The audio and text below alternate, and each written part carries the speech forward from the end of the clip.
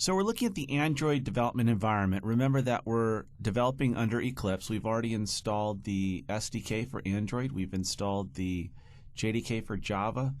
And we're taking a look at how the GPS receiver interacts with the phone. Now, basically, there are a couple of different ways to look at GPS signals that come from satellites. And there are a couple of different ways that we can retrieve and request the current position, longitude, latitude, and altitude. So let's take a look at this. First of all, if we look at a GPS coordinate, it's basically like an XYZ coordinate from algebra. We have longitude, latitude, altitude, and each of these values are floating point values. And what that means is that there's a decimal point, and we're going to see that there are 5, 6, or 7 decimal places in order to get the accuracy that we need down to a meter or less. Also, when we're building applications, sometimes it's helpful to store a path in XML.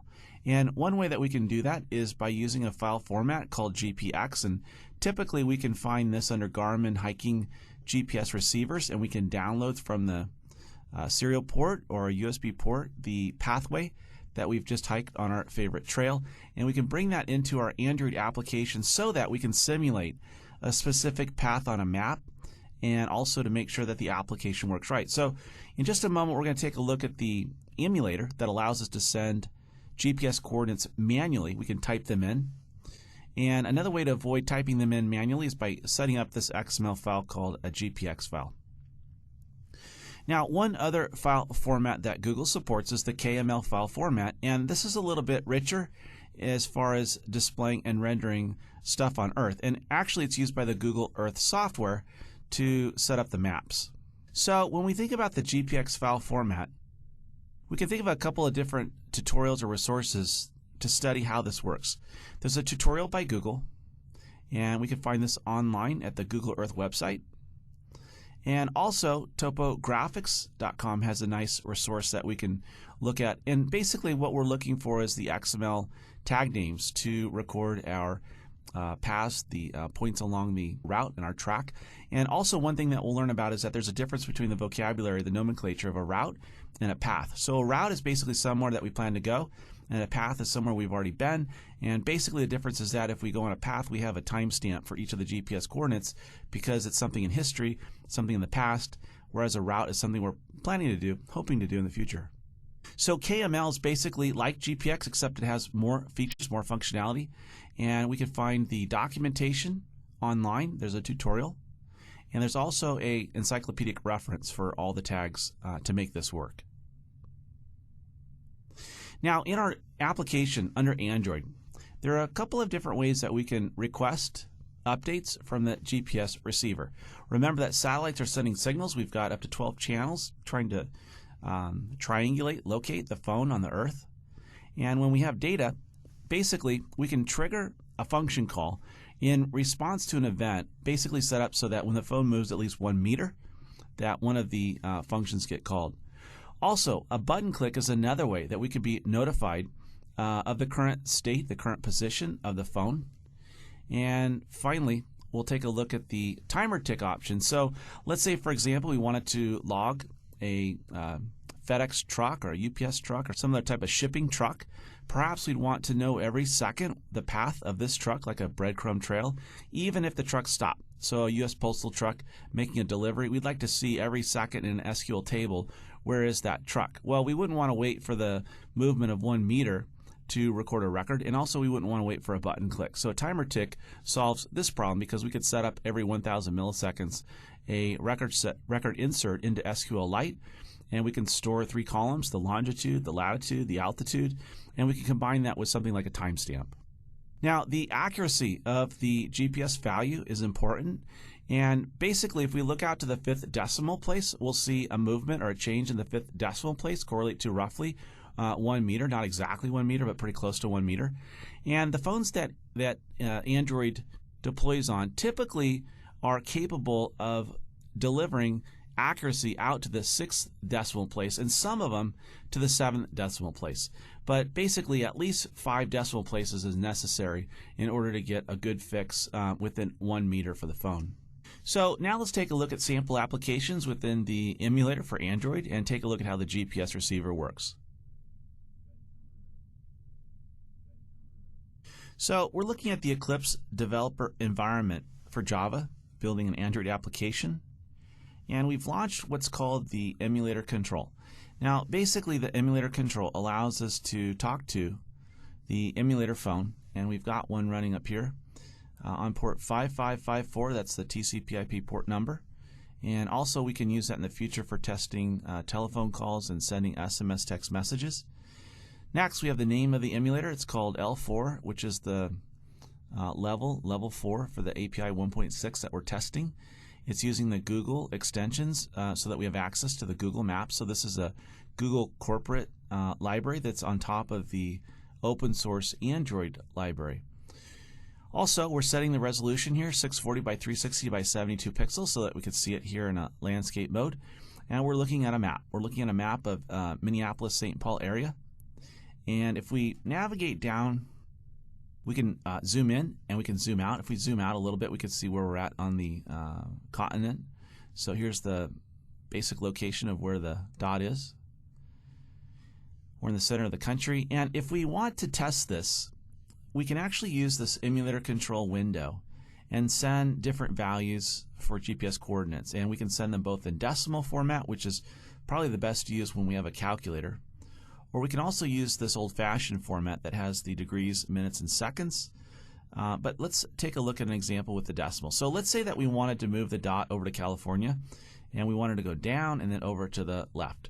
So working our way to the left from London, we're going to actually add numbers to the longitude here and work our way up to 120. So let's just add 10 to this, so 103. And when we send this by clicking on the button, we're actually sending a fictitious satellite signal to the phone. The phone receiver will catch that, update the map. So we can see the dot move. So here's the phone, here's the development environment, and they're talking together. And if we wanted to move down, we can lower this number down to 40. So basically what we have is the sample map app from Google running in the emulator. It's listening on port 5554, and the Eclipse developer environment is sending signals over that port to talk to the emulator. And this is how we can send GPS values without actually having to move the desktop around and simulate GPS movement. And rather than sending one value at a time, we talked about this, we can use the GPX format so that we can actually preload values and jump to them, and we can take a look at that. So we can actually reload these values and jump right to them because they're stored in XML format. Also, we can use the KML file format as well. So manually, we can type in longitude and latitude values, and we can also bring in a reference to a file, text file. It's an XML file that we can load, and we'll take a look at that later. So as we navigate to the California location, we can go down and over one more time. So let's go over to 122. And we could go down a little bit.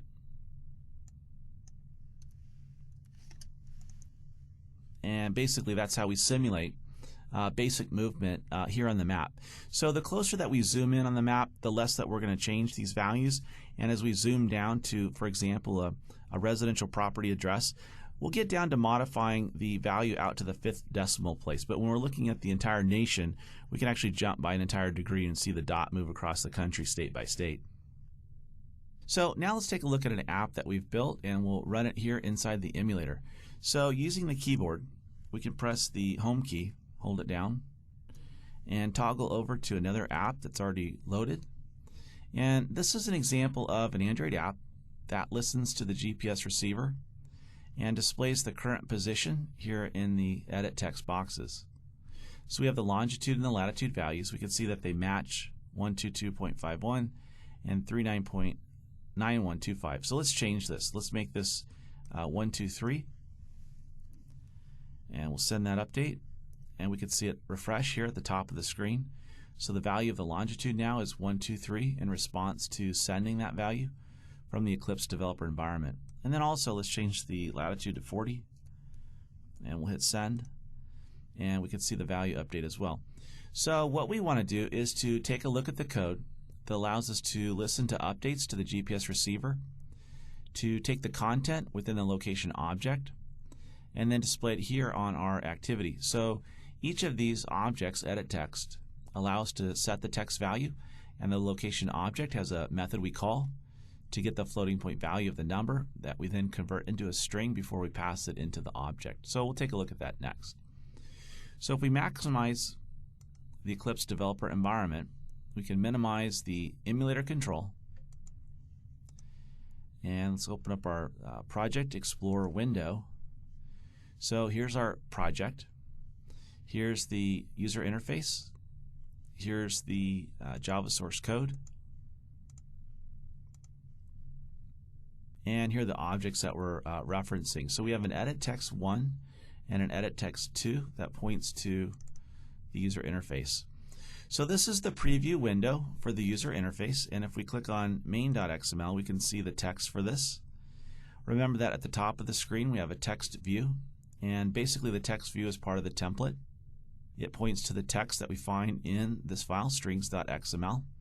So just to start off, let's take a look at that value because there are also other strings that we're going to use as well. So the template gives us this string. Its name is hello. We've added 3 asterisks just so it displays on the screen differently than what the template says. Remember that when we set up the activity through the wizard that we automatically get this name displayed here as the string value. But we've added hello1 and hello2. So the resources here, the strings.xml file, allows us to add any number of strings, and we're using 2 more. And the value for lon, value of lat, actually become the longitude latitude prefix for the edit text for the user interface. So let's find that. Hello1 and hello2, where does that go? So if we work our way back into main.xml, we find this table layout. Now remember that earlier we talked about the fact that the linear layout is one of the ways that the Android markup language uses to arrange things on the screen. And anytime that we see the word vertical, that basically means that there's something that looks like an HTML table, but it only has 1 column and many rows. So the first row is basically one object, the text view. The row number 2 here under the context of the linear layout is a table layout. And the table layout here contains 2 rows. We see table row number 1 and table row number 2. And this is one of the ways that we can easily arrange the edit text side by side, a text view for the label. So the text view represents the label that we might find in a language like bb.net, C# under Visual Studio, but we're not going to call it a label, we're going to call it a text view. And the property that we're setting here, the Android:text property, is not something that's hard-coded. It's actually a pointer over into the file called strings.xml, and it's looking for this variable name called hello1. So this gets repeated twice. First on the table layout that displays the content for the longitude, and then also one more time on table row number 2. We're displaying the message hello2, and that represents the latitude. So if we flip back over to strings.xml, lon and lat get their values from this file, strings.xml, and we place them into a text view by referencing this pointer variable at string/hello. So hello2 and hello1. And basically if we flip back over to the emulator, we can see where that shows up. So this is that value coming from the strings XML, just like this also came from strings XML and the latitude as well. So what's the advantage of concentrating all this stuff into strings.xml? It makes it easier to maintain, also especially to support multiple languages. If you had French and Spanish and English, it'd be very simple to update that via strings.xml. So basically we've looked at the user interface, main.xml. We've focused on the 2 text views because those are the labels that come from content displayed in strings.xml. And the next step is to take a look at the object for edit text.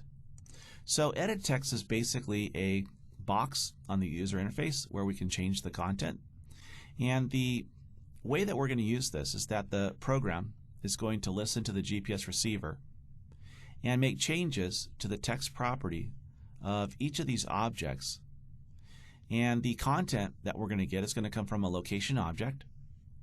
And the way that we're going to reference this from Java is by referencing these XML IDs. So Android ID is equal to create a new ID called ET1XML. and create a new ID called ET2 XML. So we have edit text 1, edit text 2. We have XML because this is not Java. So where's the bridge between the Java side and this XML side? If we go back into the Project Explorer window and locate the Gen folder, remember that the file called r.java is the bridge between all the Java code and all the markup language. Under ID, we can see that there are auto-generated values, ET1 XML, ET2 XML, and if we open this up, we can actually see the integers that get auto-magically created so that these become pointers in the memory or the hash table of the Java runtime. And this is the way that the Java side accesses objects over on the markup language side. So our code could reference this integer, or our code could reference this constant value, and that's a little bit easier to read and also to maintain. So anytime that we see r.id.et1xml,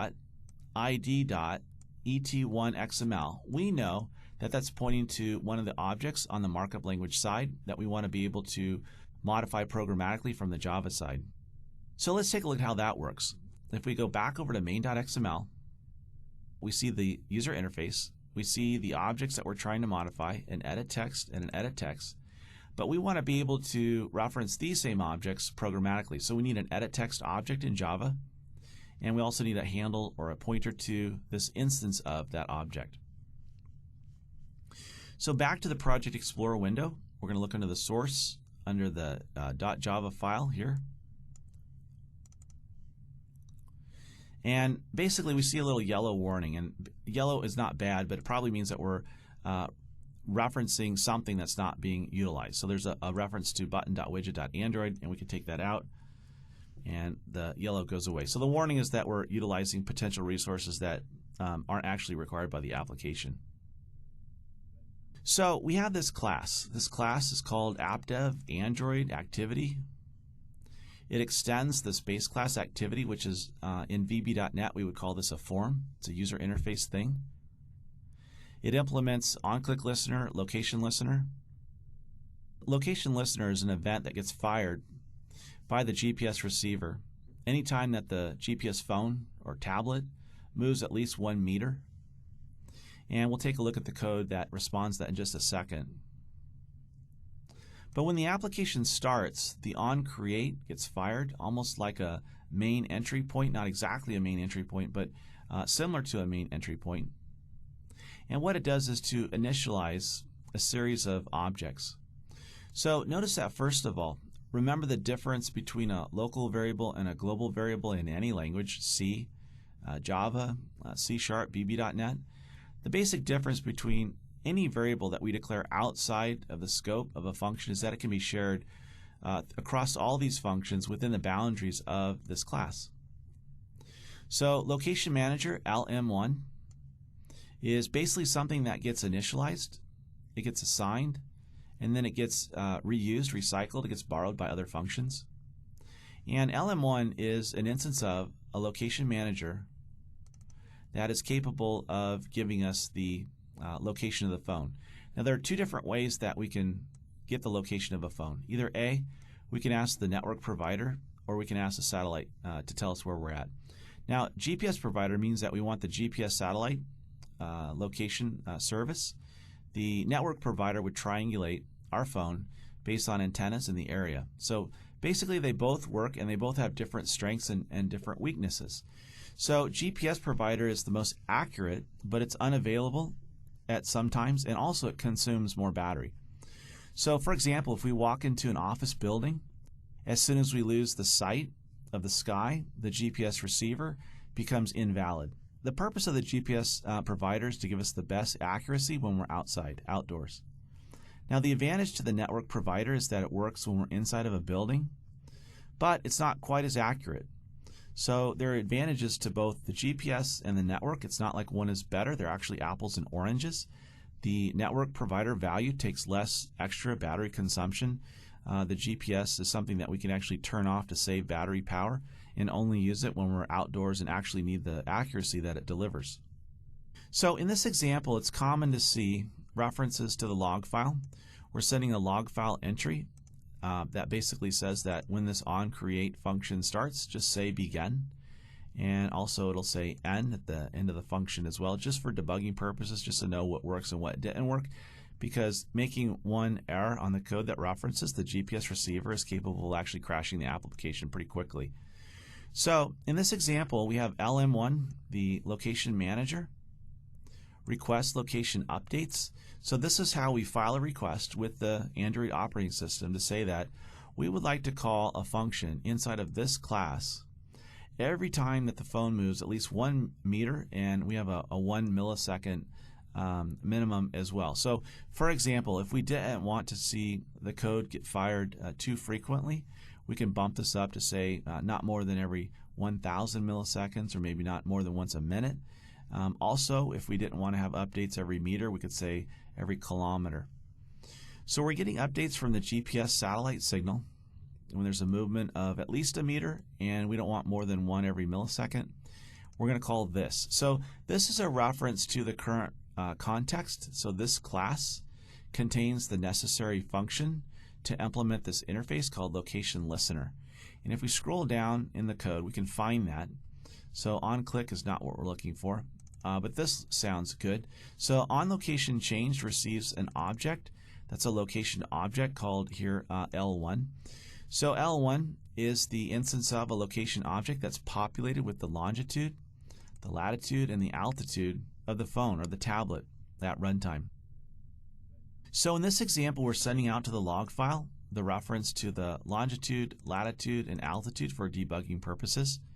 And also, we're setting the text value of the user interface component, the edit text.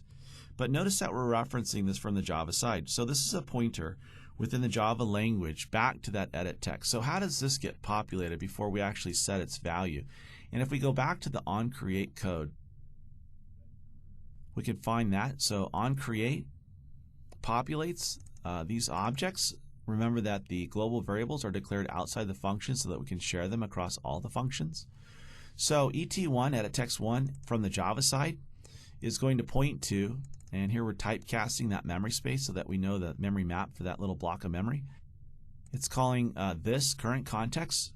It's saying find a view by ID. Now a view is basically a user interface component. So under VB.NET we might call it a control. But a view is basically something that's like an HTML UI thing, and under HTML we would have an ID. And also under HTML we can do something like get element by tag name or get element by ID, and that's the concept that's being applied here. How do we build a user interface under Android using a markup language that looks and feels a lot like HTML and basically is just as simple and easy to use as HTML? So we say r dot id dot and then et1xml, and we know what this means because this is basically an integer. If we go back to r.java, we know here it is. So et1xml, et2xml are referenced through the syntax r.id.et1xml, and that gives us this number. We could copy paste this number also right into the code, and it would do the same thing. In fact, also it's fun to watch the log file and see the value of this string for location service and also the string for the GPS provider. So for example, GPS provider, if I remember correctly, is simply lowercase GPS, and location service is basically something like the word location in lowercase. And if we flip over to the logcat file and look at the bottom, here's the references to the changes of the GPS, and most of these columns aren't necessary. We don't need this column because there's a color that matches the letter. D for debugging, I for information. I information is always green, so anytime we see green we know that's an I. The process ID may or may not be useful, but the tag is something that we place in our code. That's the number 1 parameter, and the message is the number 2 parameter. So really these are the things that we focus our attention on. So when the application starts, there are a couple of entries that get sent here into the log file, and let's find that. That onCreate function is going to send content, and we're looking for the value of the location. So here we see some longitude, latitude, activity manager, onCreate end. So right above this point, here's the end. Here we go. Context.location service location. So basically this is a a way to reference a variable name like an enumeration, context.location service, that currently contains this string called location. And the reason that we reference not the string location, but also we reference the context.location service is that perhaps in the future there's a better way or another thing that replaces this. And rather than modifying our code everywhere to reference the location string, since our code references context.location_service, the constant can be changed to maybe location type 2 without changing the code, and the code will magically update itself using the better engine for location stuff. So let's go back. Let's close the log file, the logcat, and work our way back into our code. So we're talking about the onCreate function that gets called when the application starts. We know that it sends out both this begin message and this end message. We know that it sets up these handles to the user interface, and the Java version of the pointer, ET1 Java and ET2 Java, are the objects that we have handles to from the context of the Java runtime that point over, almost like across the bridge, to the other side, which is the markup language under main.xml. So these objects, edit text, are markup language objects, kind of like HTML objects in a browser window. And the Java code here is almost like JavaScript within an HTML document. And we're trying to bridge this gap between compiled code in Java and markup language out in main.xml. And we're learning about how this file called r.java, which is unique to the Google phone, is the bridge between the Java code and the user interface. And if we were an iPhone developer using Objective-C, this would have also been done through an IB outlet. So the interface builder has a different way of connecting the interface builder objects with the Objective-C code. It's a little bit more complex, and it requires a couple more steps. But under Google, it's a little bit simplified by this r.java file that gets generated automatically by Eclipse, and it assigns us integer value for each of these object names in the markup language so that we can reference them here within the code of Java. So we made one code change. The dirty flag here is because we removed one of the import statements right here. We can save this, make the dirty flag go away. So now that we understand how this code works, we've looked at each of the files. Before we build this, however, there's one more related file called AndroidManifest.xml. Now, remember that the security model under Android controls what an application may and may not do. Basically, every application that loads on an Android phone gets a separate Unix user account, and security sandboxing is really important under Android. Now, one of the things that the app must do before it accesses either the GPS location or the network location is to request permission from the user. So Android.permission.accessFindLocation is a request to the user to utilize the GPS signal. So for example, if an untrusted application was known to give away the location of a user and forward it back to a company, that permission might be revoked.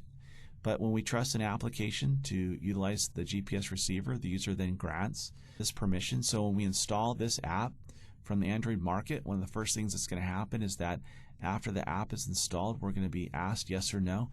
Are you going to grant this app permission to use the GPS? And this is asking for a second permission, which is access to the network location as well. So whether it's the network provider or the satellite GPS, it's asking for both of those permissions.